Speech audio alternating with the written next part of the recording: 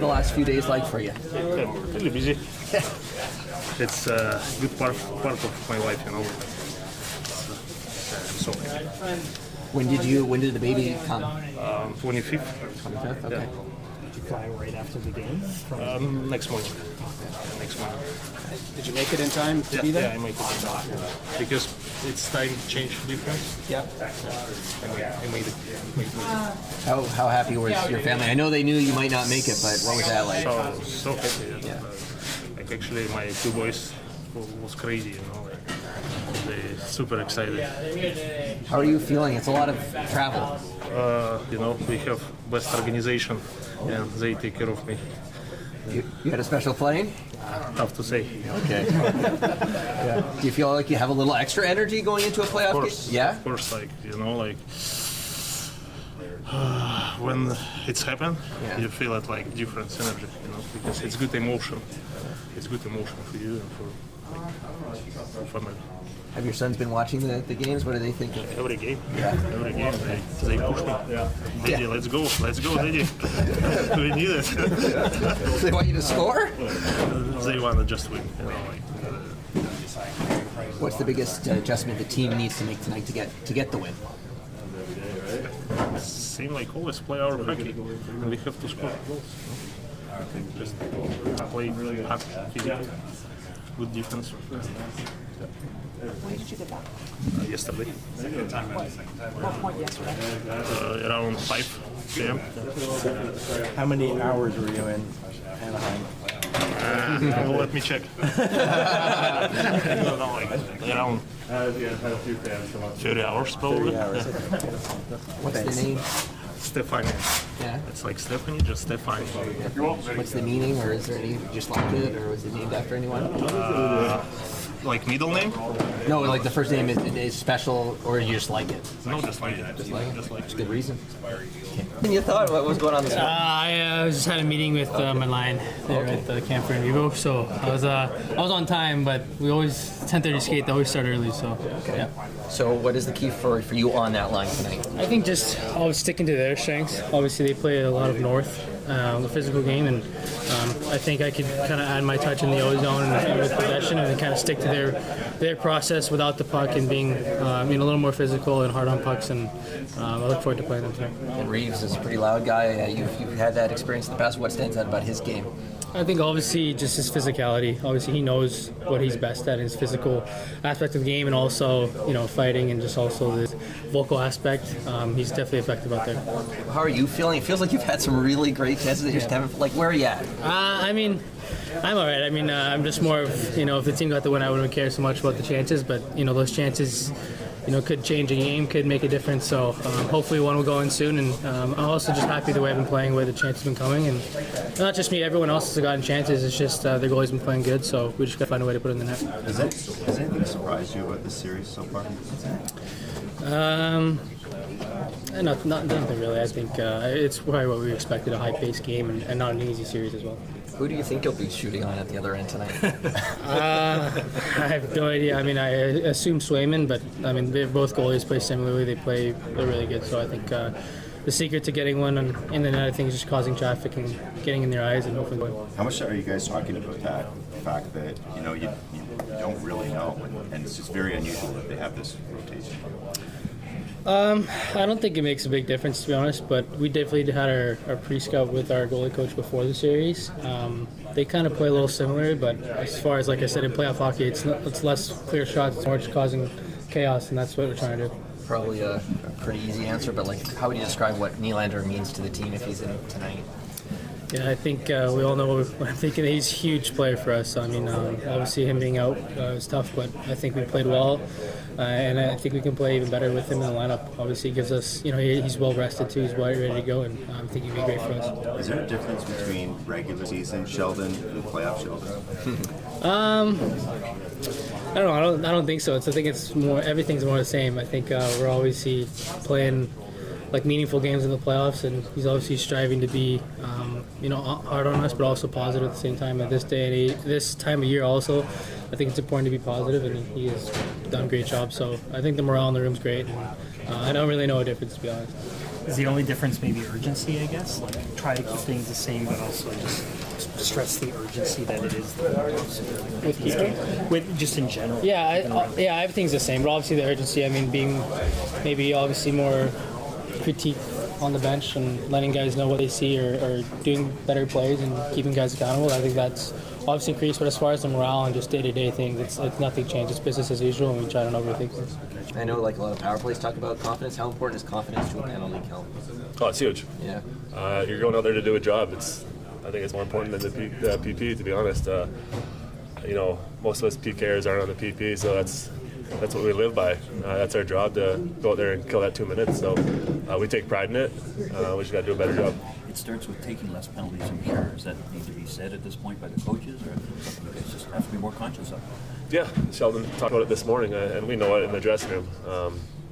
After the whistle, we don't need to take any dumb penalties. They got some good guys over there that will suck you in, so we just got to be smart in that aspect. How does Marchand not get calls while walking that line? What's your perspective on dealing with him? He's one of the best at it.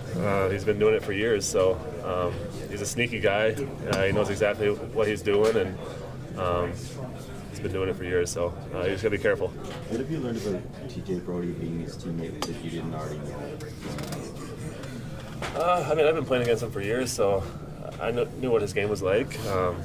He's obviously great on the penalty kill, 200-foot player. He's got that offensive side to his game too, so nothing really surprised me. I've always watched him as a player, just being a left-handed defenseman, and he's been in Calgary, which is Western Canada, where I'm from, so I keep a close eye on that. What's your sense of Ilya Lyubushkin? It's been a busy couple of days for him. Can you imagine?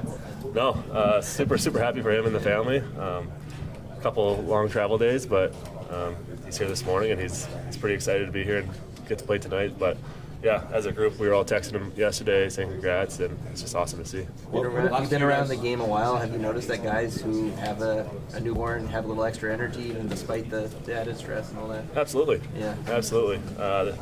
Just got it's one of the best things in life, right? So he's obviously thrilled, and we're just trying to get his spirits up. He's probably a little bit tired from the travel days, but coming in this morning, he doesn't seem like he traveled at all.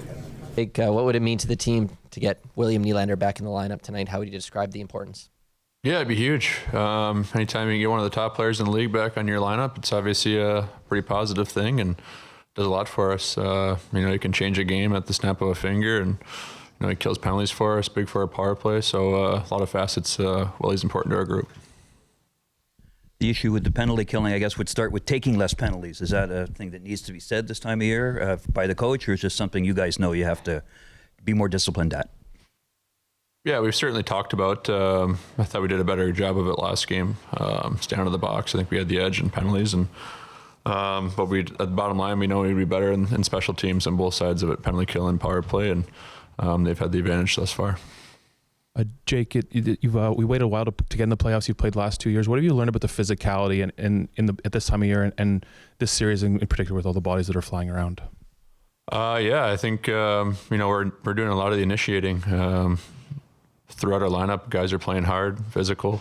Lines 1 through 4, frankly, and all the defense. We're all playing hard. Like we talked about with the discipline, just stayed around in that line and being controlled with our emotions and continue to push and drive that physicality, frankly.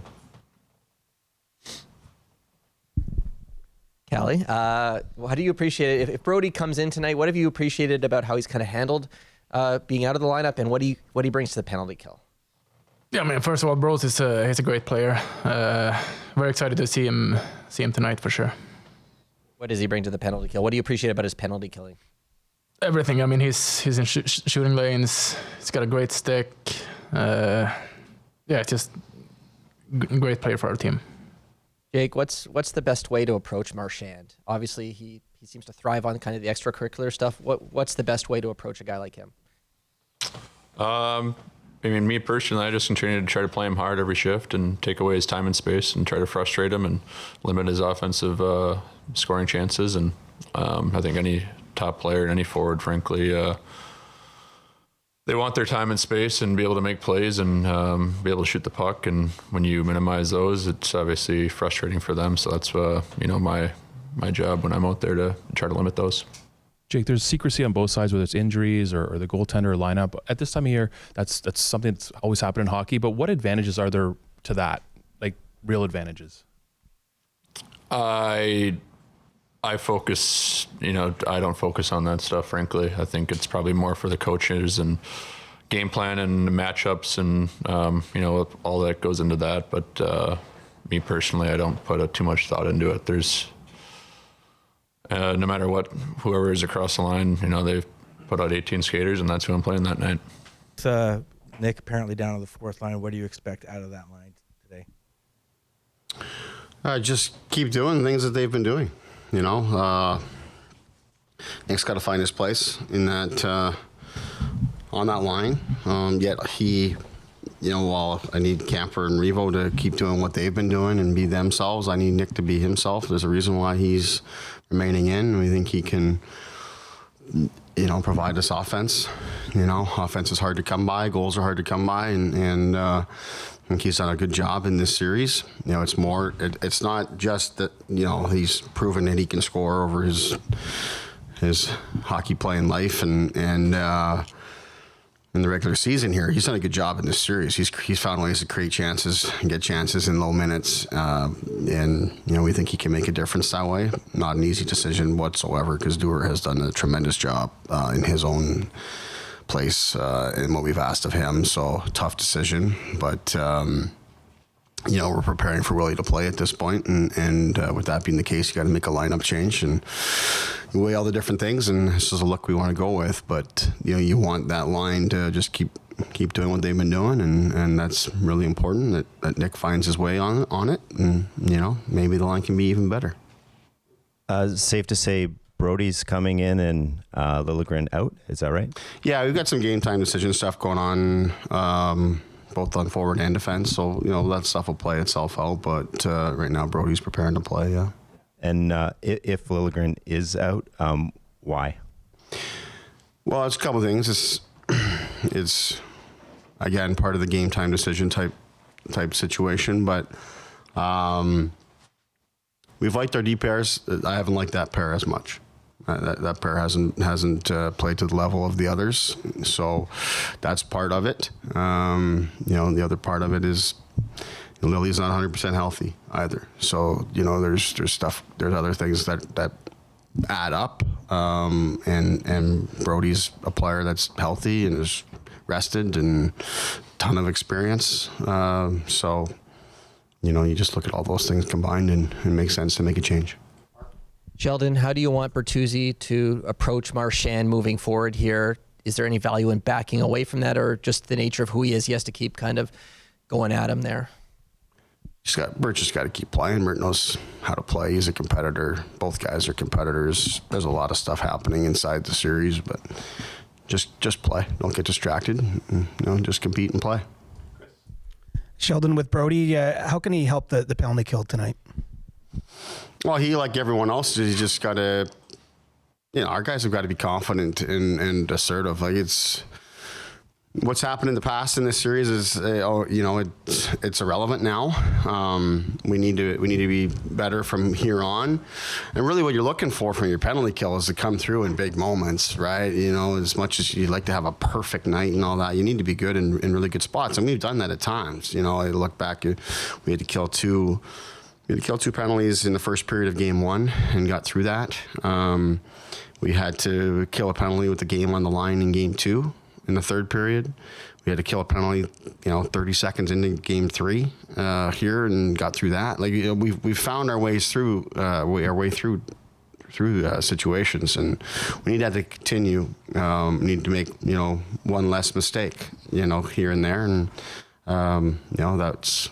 Brody hopefully can come in and help us with that and minimizing our mistakes, but also just with his experience and confidence that he should have in his own ability. They just come in and help us continue to be confident and assertive, even though it hasn't gone well in these moments I'm talking about, but also recognize that it has come through for us at really important times already through this series, and we need to build on that. Joel Edmundson was saying this morning there was some discussion about taking less penalties. Obviously, the concern you that's something you still have to reinforce 3 games in. I mean, I think we've gotten better in that area. I don't think that was an issue at all. You know, last night and even in game 2, I think we take 2 penalties in game 2. So, yeah, I think we've covered that, and I think that part of the series has sort of settled itself and sorted itself out. Sheldon, this is far from the first playoff series where there's been secrecy on either side. I'm just wondering why you think that's a thing in the NHL when other sports have injury reports and depth charts for preseason games, regular season games, playoff games. Hockey just seems to be more secrecy around injuries and that type. Probably a better question for the league. Quite honestly, they set the governance and all the different rules that I think if there wasn't such governance in the other leagues, I don't think the coaches and players would give things out. So that's part of it. The other part of it is like, because there's no such governance, then my end of it, and I think all coaches, you're protecting your players, you know, just so it's a very competitive and physical game. And you say guys don't target one another. Well, I got news for you, they do. So that's part of the game. So when you can protect the players and protect some information, why wouldn't you? Hey, Sheldon, we saw in the regular season what kind of impact Bobby McMahon could have made in the playoffs. And how much do you miss that? And is there any sort of update on him, given that we haven't seen him through? Yeah, of course we miss him. You know, it was tough news when we knew he wasn't going to be available to start the playoffs, and then just the timing of it too, right? You kind of had a plan that you're building towards of what you were going to look like, and then. You know, you lose him because he's been playing so well for us and had been contributing in so many ways and scoring goals and hard on the forecheck, defensive, you know, assignments, penalty killing. Yeah, he was really building into being a guy that looked like he was going to thrive in this time of year. So yeah, tough to lose him. That said, as we just kind of went through, I think you look at through that. I think Robertson's played extremely well. I think Dewar's played extremely well. Revo's playing his best hockey. So like, other guys have really stepped up for us. Nyes is playing very well. That line, you know, with Tavares and Marner, you know, were our best the other night. So other guys have stepped up in his absence. So, you know, I think that's been a positive for us. Yeah, but we certainly miss him in terms of an update. He's progressing well. I think, you know, we'll start to see him back on the ice here soon. So, you know, in terms of his availability in the series, that's yet to be determined. But I know he's been feeling a lot better. Sheldon, you've been in the league a while now. I'm wondering how your approach in terms of communicating your concerns with the series supervisor come playoff time has changed over the years or not. What's the most effective way to get out of that exchange what you need to? Yeah, I found that the way that I've approached it is, you know, over the years, there's been a couple. First of all, each supervisor has a different style, right? Some you know, are proactive and want to come and check in and make sure you've got nothing. Others are, hey, here's my number, and you know, if you want to communicate, reach out, no problem. And each style has been good. I've found that just because of the time of the year and it's emotional and you got so much going on, I just allow the general managers to handle it. You know, and I think they have a pretty good sense of what's on our mind. And if we need some support through video of something we've got questions about, then we make sure they have it. But and that's the way it's worked here in this series. Tree's done that, and you know, Bill McCreary came down and before game 1 and we chatted and all of that. But since the series has begun, I've just left that to Tree.